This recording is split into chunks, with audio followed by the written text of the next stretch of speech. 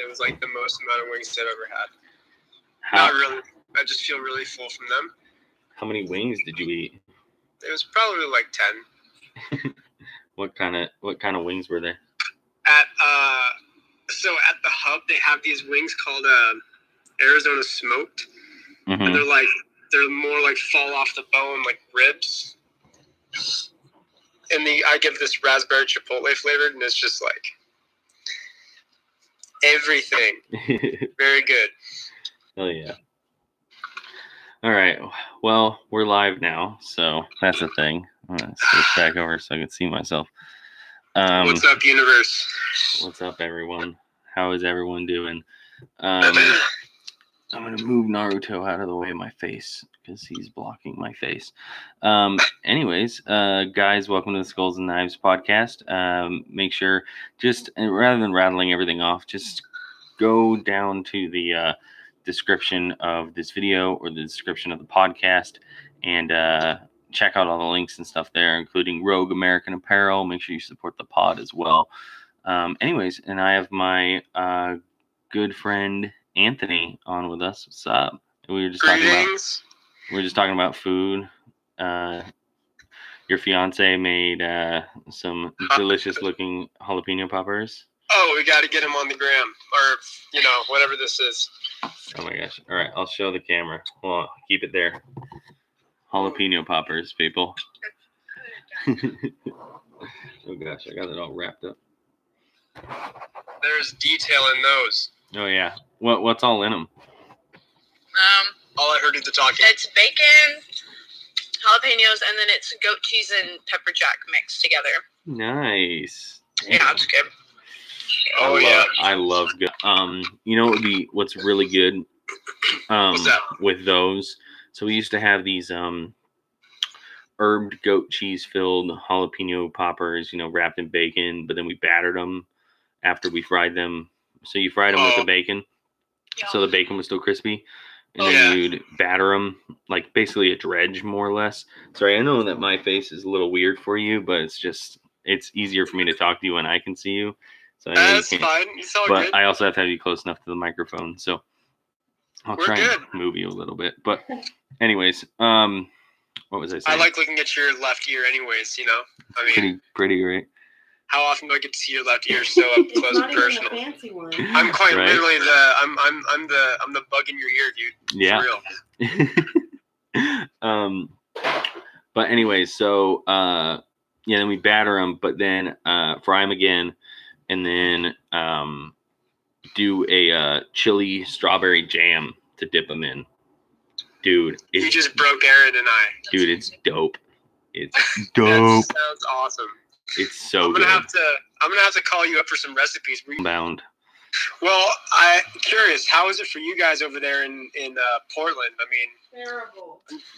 Like full on shutdown mode or what? Like, how is it for you guys? Other than it being a required law, yeah. So we are, they're saying like, they close down all the schools. They're trying to limit everyone from going out. Yeah, the schools are closed down April 28th. Wow. All the Starbucks cafes are closed. So just drive through. Yeah. And then there's really not that bad of a food shortage here. I've been reading that. I mean, yeah, but and again, it's not really a food shortage. It's just the food's not on the shelves because people keep buying it. But there's plenty to go around. People are just panic buying. Yeah. So do you think so that's pretty much more or less what it's like here. We don't have any restaurants open. It's all takeout. Mm-hmm. A lot of people are adjusting to have curbside pickup and just things like that to accommodate for not spreading. But do you think, because we're looking at California and they've just completely shut everything down, like lockdown status. Do you think LA and San Francisco? Do you think that's going to creep up towards you guys, or what do you think? How do you think this is all going to shake out with the whole? I hope not, but I assume it's inevitable. I just have a feeling it's going to get more and more locked down until, you know, numbers start ticking the other way. Yeah,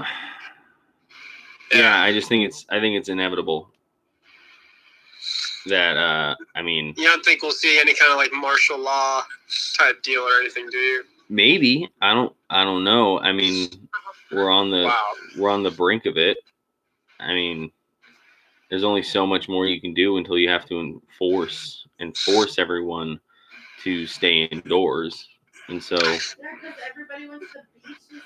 Oh yeah, so a thing that happened here, Hannah just reminded me. A bunch of people from Portland went to the beach and flooded the beach towns with like tourists basically. When nobody's open.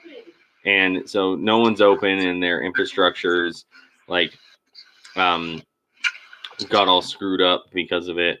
And then one of the towns gave them how many hours? 24 hours. One of the towns gave Warrenton gave every tourist 24 hours. And like, you have 24 hours to get the fuck out, otherwise you're getting arrested and moved out. So What? Yeah. Don't tell me what. I don't know about arrested. Sorry, I had to make sure. Okay, that she's maybe not arrested, but they were basically like, hey, you have 24 hours to get the fuck out of here. Yeah, they just And said so- you guys gotta leave. So Wow. I'm sure we'll get in trouble. yeah, so that's a thing that's happening. And Like, who the fuck goes to the beach? Like, who spends the money? no one can hear you except me. Oh, I hear So it. you know. I hear it. I know, but no one can hear her in the microphone. So Oh. I was just letting her know. Oh, gotcha. But yeah, she said, who the fuck goes to the beach like in the middle of a shutdown? And so, I mean, yeah, I mean, they were, I heard on Joe too, they were talking about people, going to the beach in LA, and they were joking around about how like, yeah, everyone's staying 6 feet apart, and like half of everyone's got hazmat suits on, but they're still on the beach. It's just like, Oh, whoa, my dude. God. Wow. I guess Yeah. if you had a plan to go, that's just pure dedication right there. That's funny. Yeah, well, and then Hawaii, I think today or yesterday, I don't remember which one, but just enacted a travel ban there. So anyone who have like a citizen of Hawaii has to have like a whatever, how many day, like I forget it, like a week-long quarantine or whatever it is, and make sure that they take the test. And then anybody who's like not from Hawaii is like getting turned around. Like, nope, get back where you came from. Yeah, dude. Wow, So, dude. This is just nuts. I asked my dad. My dad's 61, mind you. mhm. There's a lot of things that fool's seen. And, Yeah, there's a lot to be said about that. yeah, this shit's unprecedented. I think this is going to be something that defines our generation, possibly. Like, oh man, you guys survived the corona. Yeah. I don't know. What do you think is going to come of all this? Do you think that we'll be able to hang our heads high on any kind of lessons that we've learned, or do you think that this is just one of those things that'll just take its time? We'll just go back to the swing of things that we're used to seeing. There's, excuse me, just burped. There's a few things that, so I think a lot have big implications politically and socially, as far as like social policy goes. I think and I hope coming out of this that in making healthcare a right, we should have more prepared. But I really hope that this really puts forth those things, as well as putting more checks on the government, including the Fed, because I mean, I'm sure you heard that $1.5 trillion they threw into the stock market when it started to crash. And people are like, wait, what the fuck? Wait, what? What did you just do? You can Yeah. just do that? You can just throw money into the stock market? Oh, but you can't pay for healthcare. Oh, but you can't eliminate student loan debt. Oh, but you know what you can do is just throw $1.5 trillion into the stock market so that, you know, the people who have shit in the stock market might feel a little bit better for a period of time, which turns out that period of time was fucking 30 minutes. That's all the relief it did. Yeah, man, it's if only we, you know what? I don't think that I would ever know a right thing to do in that instance. I don't know what the right thing to do is when they're talking about pumping money into the, like, that just doesn't sound right, you know? No, it doesn't. It's just, and I wouldn't even necessarily have such a huge problem with it if they were also, you know, these companies, et cetera, et cetera. Yeah. I would, you know, if we had, you know, some sort of universal healthcare system, whether that's a single payer or a public option, whether we, if, you know, if we did have a lot of these social programs that I care about, you know, like state schools and community colleges and trade schools being things in place, I may have not been as upset about the Fed throwing a bunch of money into the stock market. However, they say that we can't pay for any of this stuff, and then we do shit like that on a dime, like without consulting the American people at all. We just throw a bunch of American money into the stock market, and it's like, cool, that's a thing. So why can't we do all these other things then? You know. And so, Yeah. I mean, just to put that amount of money in perspective for people, I don't know if I talked about this on a previous pod, this numbers perspective, but $1.5 trillion is almost double the entire United States military budget for a year. Almost double. Wow. And the Fed can just do that without consulting anyone, without consulting the American people, without, I get, oh, it's a crisis or whatever, but like, fucking seriously? You can just do that? Just throw a bunch of fucking money out? And yeah. That's kind of gross to me. Isn't that how the what, I mean, how many countries that have just started printing extra money to do the same thing? I mean, we're talking about Rome, we're talking about, you know, yeah, a lot of those ancient, you know, Greek civilizations that just came and fell. That's, yeah. Yeah, I mean, it's a little different because, like, technically the money that they put in exists in the market already. Like, as like you said, Rome, etc., where they just made a bunch more paper money. However, so, for instance, the dollar used to be, now it's in the whims of the market, but so each dollar essentially represented a portion of that. Now, I'm not saying moving away from that was a bad idea or a good idea. I don't know enough about economics to know that. A lot of this overinflation that you can have happen just from having more dollars circulating. Having it based in the whims of the market does help with that a little bit. So it gives you more leeway. But that money just didn't basically come out of thin air. That's part of the Federal Bank of America's. Number one question from all of people is where's the value put in on the dollar? Is just a relativity into other kind of countries' currencies? Yes, and where exactly. Be? Exactly. It is entirely based on the whims of the free market in the world. So it's not, that dollar is no longer a representation, excuse me, again, of like a gold amount.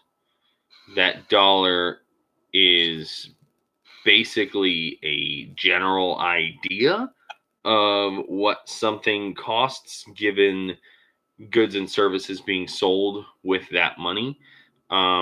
This is a horrible butchering of it. Please go look it up on YouTube. I'm sure somebody real smart explains it in under 5 minutes and makes it make sense.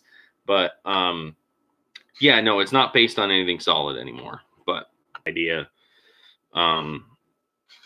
it so far has seemed to work out okay. You know, inflation's not that bad. That the minimum wage did not move up with natural inflation of creating more dollar bills, essentially. And that minimum wage, which initially started out as a wage that someone could live and feed as, was a living wage, the minimum living wage for someone. And that living wage was decidedly, hey, someone could, you know, feed a small family, own a small house, and, you know, be able to pay their mortgage and their car payment, etc., all on that minimum wage. Now what that minimum wage means is it's basically the bare minimum we can avoid slave labor for. And so, you know, Yeah. you now have the dollar being even, I mean, in my opinion, worth even less in that way. But it just, I don't know. Again, that was a tangent, but yeah.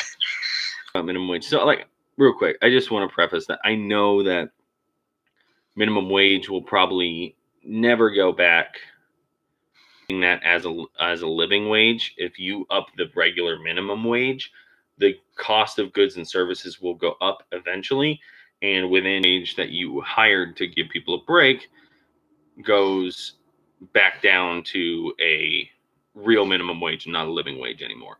And just all you've done is made everything cost more. So I understand that that's the eventuality of it. So you have to, like, if you are going to raise minimum wage, you have to make a laws protecting it as a living wage and actually do that, which is much harder said than, or much easier said than done. But yeah. Anyways, Yeah. What are your thoughts on all that?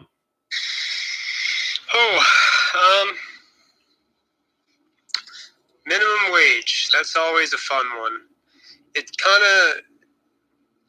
can get tricky because where minimum wage works and where raising minimum wage is a great thing is if you could categorize only like families, right, of like 4, that the head of household or whoever getting that increase is going to now be able to provide for, 3 other mouths, including himself, which would then, I feel like that's a situation where I could see the minimum wage for married households working. When you get that same wage to somebody who is a single person, all of a sudden that's the inflation. He's not needing to account for 3 other mouths to feed or, really much else to worry about except for himself. And I mean, that's why it's the tricky thing, because when you have, the kind of society we have, it's, we applaud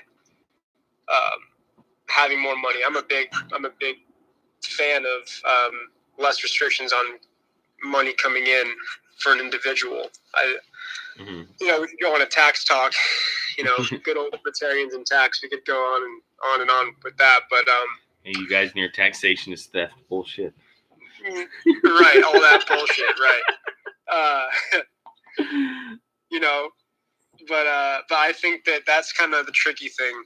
I'm not somebody that thinks I'm very set in stone with what I am led to believe about minimum wage laws. I'm just more, I would rather enough place to, let's say that a solution for minimum wage in the current amount of people that we have living in this country, and take into account all those factors, single or married, different parts of the country obviously have to do with that location.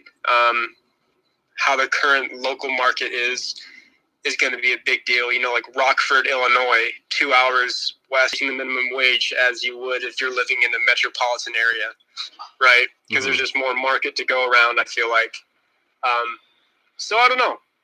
See, the only issue I see with that idea is that that's going to deter people from hiring, in this current society that we're in.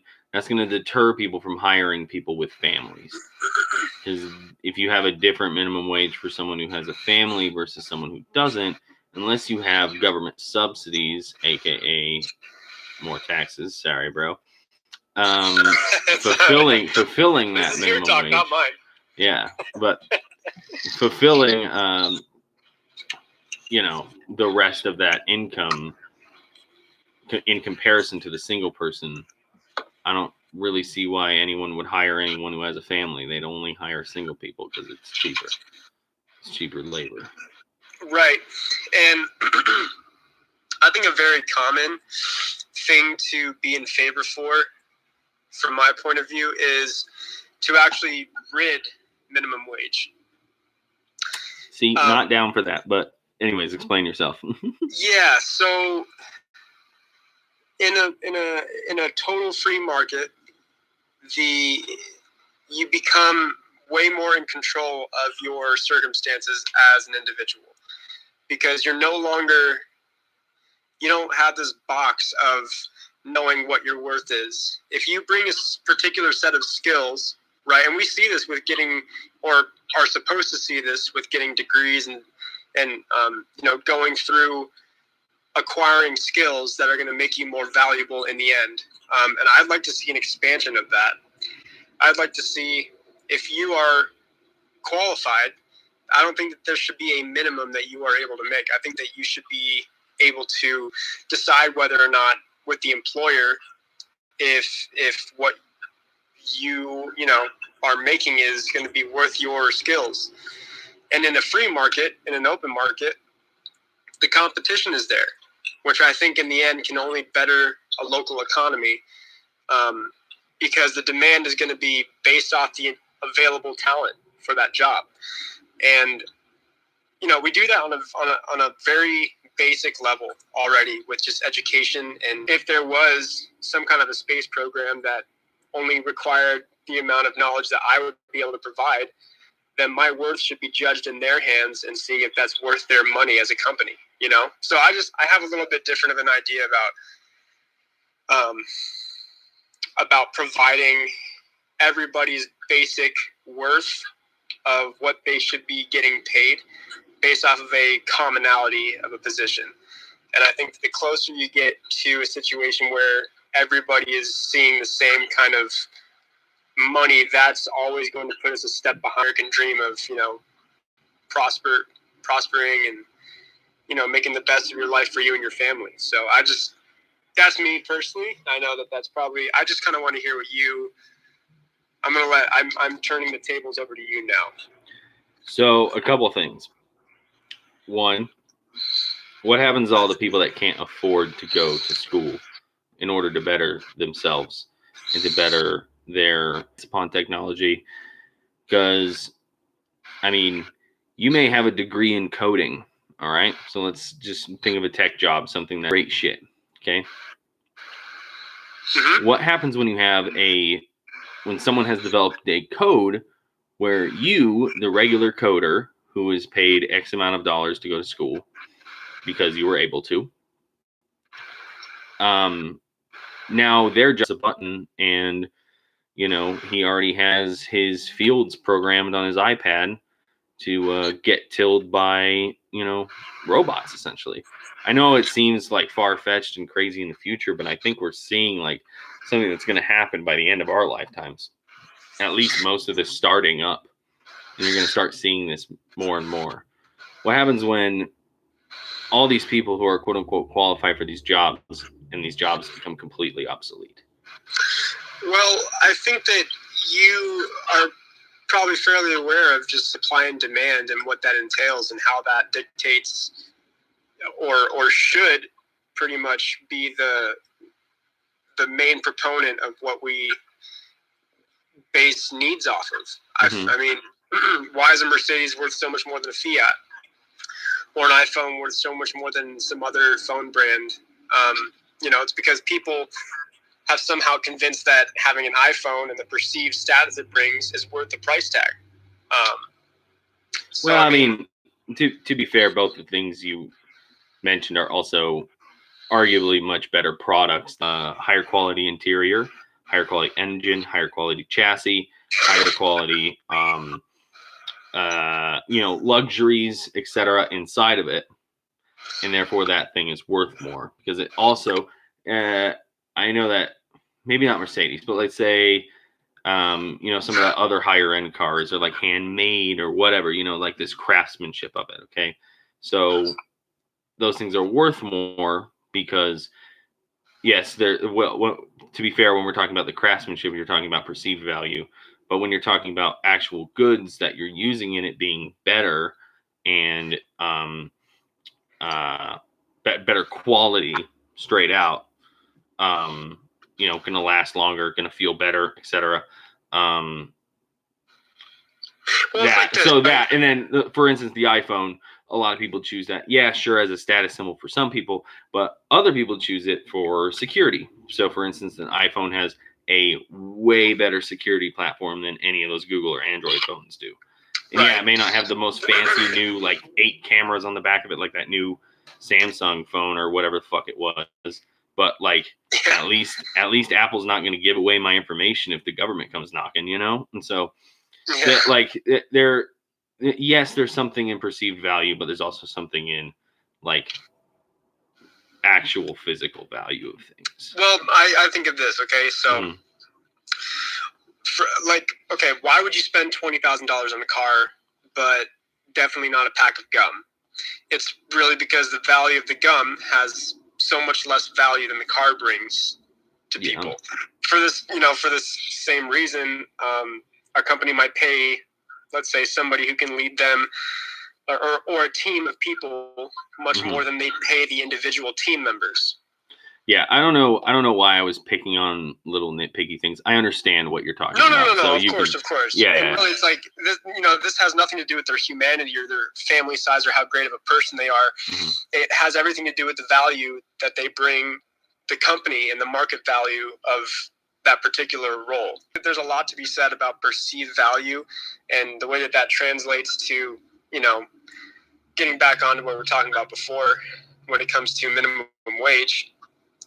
If the perceived value of an individual and what they have to bring to the table for a company is a lot more than minimum wage, then I think that the employee should be able to dictate that change of value that they should be getting paid from that company. Yeah, but the only problem is that the only way to change that perceived value is to already have some sort of equity in order to change that perceived value. So unless you make something like education free so that you can go in and do those things to change your perceived value to employers, where, Joe Schmo down this was school for free and learn how to be a better person, or, not better person, but, learn some skill, learn some knowledge to become better inputted into the market as a person, increase their value, then I don't see how in a libertarian society the people at the lowest of a libertarian society, for the most part, will stay at the lowest, and they will not have any opportunity to move up, especially when you're looking at the increase of technology. You will not have, in the same way a lot of people don't have now. Some kid growing up in the inner east side of LA or wherever the fuck is and now that guy has to then try to be crazy, exponentially, insanely good in order to get out of those circumstances. They have to be able to get all these crazy scholarships and work insanely massively. That guy at all. That guy's gonna have no. What company is going to go to the poorest of the poor and be like, hey, you know what? I want to help you out. I think you're a market that I really want to tap into. Not when you're talking about education and whatnot. They're all going to go to the people who can pay to be there, pay the top dollar, get the most out of them, and get what they want. I don't see how there's any social mobility, or at least any more.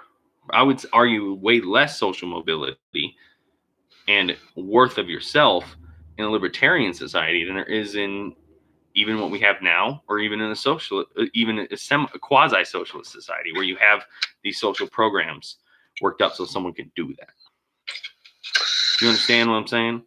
I think that there's a lot to take away from what you're saying. Yes. I think that I have a little bit more of a, I believe in a free market, or the closest thing that I think America would be able to be to a libertarian society is at least just dominion over any and all personal choices outside of affecting somebody else's, quality of life, right? But I think that in an open market like that, what you would see is a lot more volunteerism, which would be the way that would be provided. Same kind of access to the tools that you would need. Volunteerism through the local economies that you're in would thrive from just individualism taking over and providing those kind of. What's the incentive though? You want to live in a good neighborhood. I want to live in a good neighborhood. Everyone wants to live in a good neighborhood. If you can do things without restriction, like location, and you can do the same kind of things through organized boards within the community to get access to these kind of things. So some sort of government. Wait, say that again? So some sort of government intervention. Creating your own, but government nonetheless. Well, I'm saying it would be quite opposite of government. It would be decentralized from the government, more local and regional communities coming together without somebody in charge or one person coming up and saying that this is how everybody is going to be going about this with our state. There's going to be a little bit more say for the individual and the county, I think, to see if that's even something that's valued for that area. If I'm living in Alaska, and I'm interested in oil, then I'm great. I can get my community together to provide the kind of things that I would need to, this is where we can go and get, oil for, or the tools to grab oil, but in the same thing, you can't say that if you're living in Hawaii that there's going to be much need or value for trying to get access to oil, right? Mm-hmm. I mean, I just think that a lot of it comes back to supply and demand, what the worth is of somebody bringing to the table something. Oregon right now for... I don't know, what is minimum wage, Hannah? I don't know, I think it's like $11.50. Yeah, I think it's 11 or 12. It's supposed to be... We are looking for qualified chefs and sous chefs to fill this position. Mm-hmm. You say, me, Caleb, I know how long I've been doing this.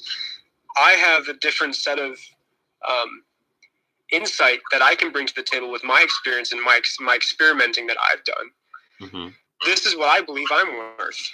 And, if that is on the same page, I just think economy, which I think we can all agree, having a workers' economy, giving more power to the workers. However, I don't think that libertarianism, let's say, is going to be the answer, especially coming out of a quasi-democratic society where there's a partial free market, where you have corporations that own so much. I don't think going to a libertarian society, especially out of this, is going to solve the workers' issue. All you're going to have is the people with money and with power and with equity be able to control everything that happens within the market. And so rather than having now, to be fair, I don't think that our government as it stands, so that everyone benefits in some way, so that the nation as a whole can move up in social standing, and people can be pulled out of poverty, et cetera, et cetera. If you don't have someone checking the businesses are going to do whatever's in the best interest of the business. Now, the problem is that maybe if you were starting from ground zero, okay, let's say everyone's a worker and now it's just going to be a race to the top. I could see maybe something libertarian working out that way for the workers. But the problem is that you don't have to do your house and go with some other company. That other company is going to have to do so much legwork and have so much equity in order to do that. And then also have to, basically go around and fight with SRP, cutting their cables and laying down their own shit. And then you have a whole battle of, who's putting what in the ground, Well, and then, so I just don't see from where we're at right now, libertarianism working out at all. Well, I'll put it this way. In our lifetimes, I believe that and responsibility. And I am all about that. Okay. Yeah. So that is a big thing that people get confused with different kinds of socialists. Okay. I am a communist through and through. If you look at what I believe, etc., it lines up with Marxism in a very close way. I will say that I am interpreting what Marx was saying back in the day and reinterpreting it into what I think works now. Present day, right, yeah. But the same general idea of the general idea of what communism stands for, I am all about. Okay. The problem is that people associate authoritarian communism with what Marxists are, which is what I would consider myself more close to. You see Lenin and Stalin and Trotsky take Marx out of context is proletariat. So the dictatorship of the working class. That's what the proletariat is. What Marx and Engels are talking about, again, is something that needs to be interpreted differently over time. But where Stalin and Lenin and Trotsky took that was, the working class as a class of people is better than the rest of the classes. It's better than the bourgeois, okay? It's better than the rich people. It's better than the poor farmers, the peasantry, okay? The working class should run everything.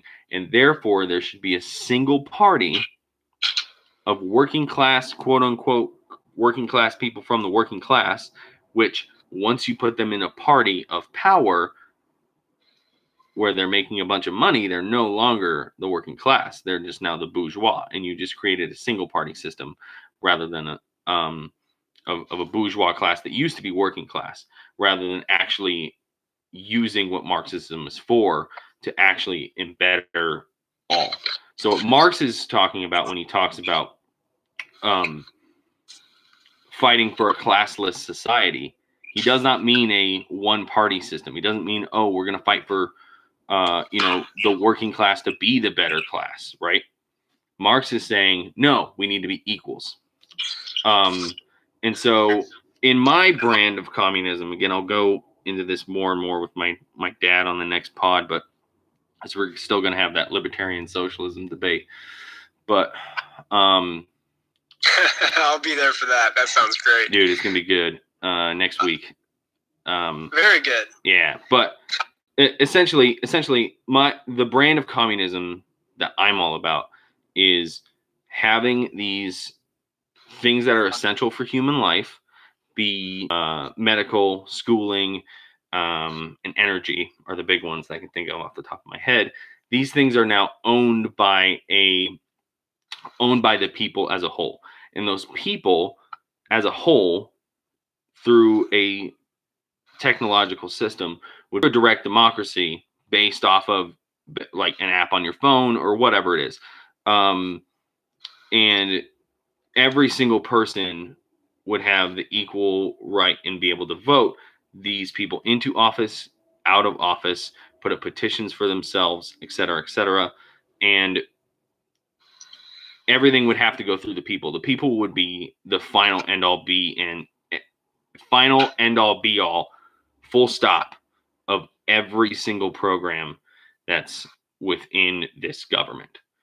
So basically, taking that single party system out of communism at the top, rather than having the Communist Party leaders, which is what, and you take that down a notch and you input the people up at the top. And those people, the general public is in control. And so the general public reaps the benefits of us, selling oil to some other country, selling excess energy that we have from solar or wind or whatever to the country, to other countries, tax imports, et cetera, et cetera. You wouldn't get, I got a tax return because I had a baby. No, you'd get a monthly check from what the country made. The fact that all people are free to do what they want and do what they will. And I'm not advocating for a complete destruction of capitalism. I think that capitalism in little bits and bouts can be great.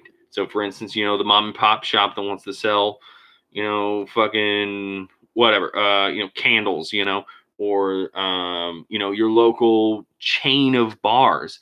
These kinds of things would be totally allowed in most socialist societies, even mine, which is even my idea of a socialist society, which is very communist. Without that kind of stuff would still be allowed. And so it's not entirely government shakedown of everyone, like you have with authoritarianism. It's the opposite of that. And I think it's very important that I think that there's got to be a distinction between what people think of communism and what you're talking about when it comes to communism, because it's easy to hear the word and then go right to Russian Soviets and what that looked like. Yeah. I think a lot, if not most, of the reason why people had the certain notion that they do about that is because of that. Is because we are trained as individuals to associate meanings to words, and that's just kind of a thing that has been since it's happened however many years ago. Mm-hmm. But I just want to finish kind of explaining, because there are a lot of different. I know we're close to time here, or whatever. It's all right. Yeah. But I think I'll just say it kind of like this. Like, a libertarian government would be much like the U.S. government how we have now, only even more federated, and much smaller. It would still exist. It would still have police power. We would still have courts and fire protection and garbage collection and all that. A libertarian government most likely to be elected is, I think that it shouldn't be scary to imagine. Makes this a hard topic is there's so much change that would need to happen for both the way that you would like to see things and myself. Mm-hmm. I mean, I'm talking like beyond our lifetime type of time, our lifetime and our kids' lifetime type of time. I would be surprised if we saw the kind of, depending on which way it went, to see much of any kind of change away from what it currently is. But, I think that if you can get personal income tax to go away, so would a host of federal agencies, right? I think legislators at all levels would immediately set to work reducing and removing consensual crimes from the books. Let's talk about something crazy, right? Like prostitution. Mm-hmm. It's much safer for the providers when legal and personal safety can be assured by, of course, police that still exist, which they would. Drugs, go ahead and burn yourself out. Just don't make it everybody else's problem. Age of consent, i.e. able to make contracts, vote, do personal things in your bedroom, etc., are individually determined. It's called a social contract, really. Mm-hmm. The idea that libertarianism needs to be pop fully formed into our world to solve all of our problems is not a realistic rhetoric designed to distract us from the, it's really distracting from what can possibly be done to improve what we currently have. A libertopian government, and I'm glad to see that I'm not the only one using that term, because I've heard somebody else use that and I just had to drop it in there, is about as viable as a progressitopian or a Marxitopian or a Plutopian government, really. That is, it would die in infancy either by fire or ice. In all of those topian cases, it's the nature of humanity and government systems that need to be reconciled in a way. Yeah. So So who wrote that? Well, I could tell it to you right now. This is a guy named Richard Johnson. Yes. I'm referencing most of. I know. Johnson. I listen to a lot of libertarian podcasts. I actually know who Richard Johnson is. Yeah. This was back for a SERP that he was kind of given a spiel back in '96 about. I figured instead of sounding like a loon and just popping off what I thought off the top of my head. That's what this is for, bro. I can't believe you. And you know what's funny too is that you didn't even mention it. Sorry, I'm gonna really different all of a sudden, and then I saw in your glasses that you had a computer screen open up. And I was like, yeah. It's like he's fucking reading something. Well, to be honest, I started that last paragraph. That's more of like what I was talking about. Yeah. I knew. To be fair, he wasn't reading everything off of that. It was, yeah. It was just that last little part. I did want to kind of have it seem if it would kind of all come full circle if I was able to kind of throw that in there, but yeah. But really, at the end of the day, I think that there's upside in small amounts of. I don't think that you can take a fully libertarian society and implement it in the way that we have now. That's called anarchy, and that's called running free. And thing is to be said about extreme Marxism, because I don't believe that Marxism is bad. I think when you depends on what you dictate is bad. I don't think that thinking of Marxian way to improve other people's lives, which I think is great. Yeah. And I think that the way that we improve everybody's lives is by giving them more of a choice of their ability to make decisions for themselves. There's so much that while we say that we're free, you and me, there's so much that we can't do. There's a lot that you and I can't do. Yeah. And I think that if you're able to provide a society where that freedom is available to everybody in the most realistic way, then I do it with the way that we have things now. I think that would come in steps, in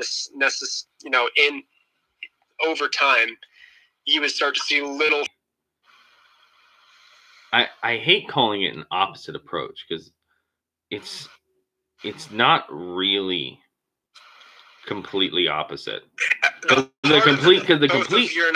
for instance, the complete opposite of what you're talking about would be, some type of crazy authoritarianism, which is not what I'm arguing for at all. 1984, George Orwell. Yeah. So what I'm mainly I would say that what I'm advocating for would be a government system that is based in true democracy in a capital or in a communist build set. So the build for government in that, so that you can guarantee people's rights and freedoms to do what they want. Almost like if you were going to, make an anarcho-communist society actually work for the people. by using a government to make it work that way. But yeah, so what I'm advocating for is not like on the polar opposite of where you're at either. So I think really there's so many similarity principles, and I think that we can all agree that the commonality is we just want it to work for everybody. Yeah. And we want the goal of everybody's idea. And what those things are is there's different paths, right? And I think that if you can find that the pathway is now to incorporate the how do I explain this? To, in a corn row, right? If you drive through a corn row, there's one clear path. I think that if you can start moving away from that path and not assuming that there's just nothing else out there, that you can take bits and pieces of what actually will work best for everybody. And I think things are now. So I think that the common thing that you and I have is there definitely needs to be change. There needs to be drastic change. And I think that if there's one thing that we've learned is that only Siths deal in absolutes. And I know that sounds funny to bring up in a real life thing, but it's true. We're seeing that. How much better is the current president than the way that, Republicans thought about Obama? It's the same thing. It's the same evil. It's just with who gets to receive the evil and who receives the antagonist to their story, right? Yeah. And I think that when you move away from having one party be the deciding factor and the driver behind what becomes popular for those next 4 years in office, or if it's Biden, who it's trending looking like it's going to be as a representative. Yeah, I know. Trust me. It's not going to make a difference. Literally, the longer that we go on and do those kind of things, I don't believe that we're going to be improving anybody's situation if they're not benefiting from it currently. So yeah, no, we need to have different perspectives. And obviously Bernie's policies don't line up with yours, but they do line up closer to mine. Not all the way, but I disagree with him on a lot of things, but for the most part. And so, like, God damn it, I just want Bernie to get the nomination, but he probably won't. If you are listening, I don't have very many listeners, but if you're listening to this and you have not voted in the Democratic nominations yet, vote for Bernie Sanders, for fuck's sakes. Anyways, something, not that you didn't share it, you didn't post it anywhere, just that you liked it. And I was like, first of all, I was like, sneaky, how many people can see what I like? Most of the things that I like, I share anyway, so it doesn't matter. It kind of makes you feel not so free anymore, huh? Right? But what I wanted to ask you was, what you liked was some like snippet of YouTube, I think it was, or maybe it was just an article of Ben Shapiro's. And I was wondering if it was, I couldn't find it. I went trying to find like this thing. It reminded me of you liking it, but I was like, so first question is, do you listen to Ben Shapiro? I'm curious. No, not in many years. No. Okay. You're on the good path then. I was just like, I have to ask him, does he listen to Ben Shapiro? I do want to. You don't have to explain yourself. No. But I think I would be remiss if I said that there are things that he is for that I'm not, because there are things that I think that are very noble to learn from him, outside of the fact that I think he's probably one of the most annoying people I've ever heard speak, Oh yeah. But that's my largest problem with him is like I can listen to other calm-minded people talk about policy and religious decisions and everything else like that, right? How their religion plays in their politics, et cetera, et cetera. I can listen to that, understand it if you're presenting it in a way that is not completely evasive. However, my biggest problem with Ben Shapiro is that his entire show is based around fear-mongering people and being a fucking dick to everyone. And I'm not just talking about politicians, okay? It is one thing to be a dick to someone who is in the public eye, supposed to be representing the people, and is not doing their job. It is another thing to what he does so much in his is why I had to stop just drilling and being a complete dickwad and generalizing vast swaths of people, calling all Democrats, as in like not talking about the Democratic like establishment, the people who are actually politicians, talking about Democrats as people who are registered Democrats, normal people, being fucking morons and sheeple and all this other garbage shit, and just calling people horrible names and calling people horrible shit. And it's like, dude, I don't want to listen to your fucking bullshit fear mongering anymore because you're a total cock. Here's a funny thing that might be a well, fuck it, right? It's very obvious he's an opinionated guy, and I think that realizing that, I think that seeing that he is an opinionated fella, makes it seem a little bit more human. And I think the reason why we get annoyed with him is because he truly feels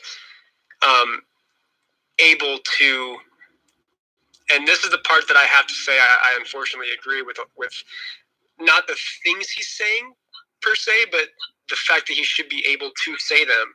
No, I think he should be able to say them. I'm just saying, hey, free market out there, stop listening to him. Don't give this guy any more of your listens or your fucking money. I'm begging to the cap. He openly criticizes everybody. No one's really saying. And so I've heard of it. I haven't taken too much time to listen to it. You need to, okay? This guy is hyper opinionated, okay? He is a comedian, so everything he says is actually like he's not telling jokes or whatever on his podcast. His podcast is about the politics he believes in. He's a libertarian pundit that's often on Fox News. Like Fox News brings him on all the time to talk about. Does he have a beard? I think he might have a small beard, but it's not big. I don't. Show. He usually has one guest, and then sometimes his friends on the pod with him. Like he releases 2 a week. I feel like he is on the far end of everything. I can listen to that guy talk about his ideas and be hyper opinionated all day, because when he's hyper opinionated about something, he's very mannered about it. So when he's saying fuck you, he has a whole list of reasons that are actually good ideas and good reasons to be like, hey, fuck you. If he's like, hey, I'm all about you, he actually has an infoed source of reasons why he's saying like, hey, I'm all about you. And he does not generalize any group of people when he's talking. So for instance, when he criticizes the Democrats, okay, he's even going down to, I'm criticizing these specific Democrat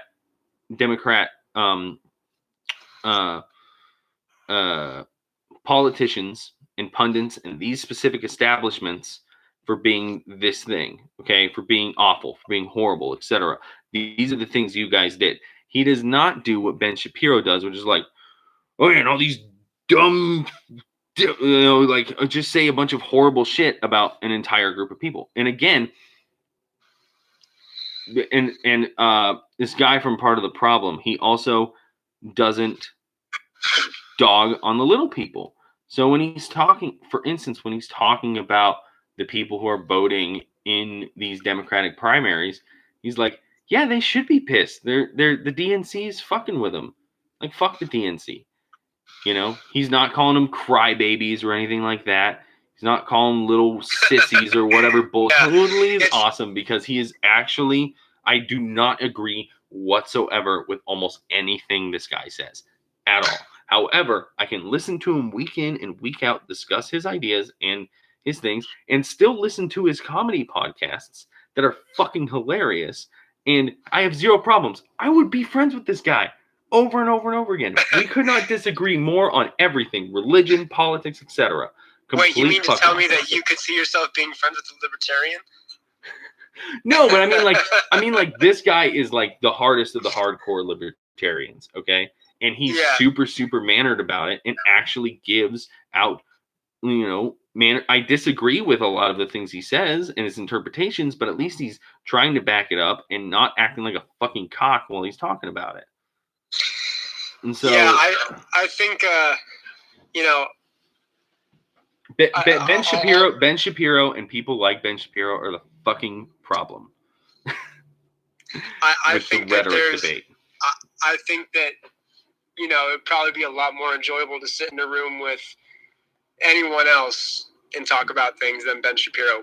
Yeah. But the thing that I have to at least kind of hang my head on with him. Mm-hmm. Wait, that doesn't hang my hat on? Hat on. Not my head. I'd be dead.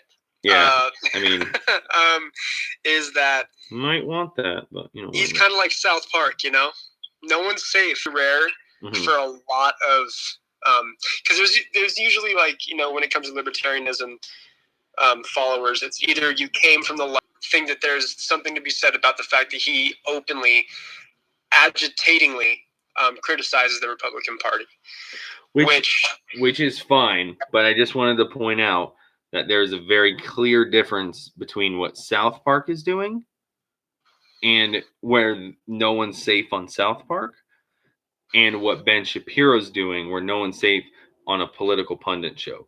Okay? Both are entertainment. However, right. You can say Ben Shapiro's entertainment. I call it more agitation. But if it's funny, it's funny. And that's it. That's what they're going for. Okay? They are not, no one's safe. Like you said, they're calling everyone out on their bullshit and making it funny. So that maybe, someone who, so for instance, we need, every trans person should be able to, be in sports along with the best of them or whatever, especially when you're talking about the biggest problem being anyways, which I'd be willing to discuss on another pod, but we are way over time. But anyways, the point is what they're doing is try and make people laugh and have a good time and maybe think more a little bit about what their thoughts and views and ideas of the world are. What Ben Shapiro's doing is being a cock in order to he's not making comedy. He's not making funny. You're not laughing the whole fucking time you're listening to him. You're getting more and more upset. And the people who agree with him are getting more and more upset about the exact things that he's saying about and being like, yeah, fuck those guys. Yeah, blah, blah, blah. You're fear-mongering. There's a difference between comedy and fear-mongering. I am all for being able to make fun and do any sort of comedy you want to do. If someone finds it funny, it's funny. What Ben Shapiro is doing is not comedy. It is fear-monger. And then And then I realized, okay, he kind of makes my blood pressure go up a little bit. I'm gonna go and listen to. I feel like, and I think that that's kind of the general idea about that guy is he if you don't like the kind of tea he likes, then you're not going to be having tea with him, kind of deal. And that's not fun. But no, it's not cool. Anyways, I'll let you go now.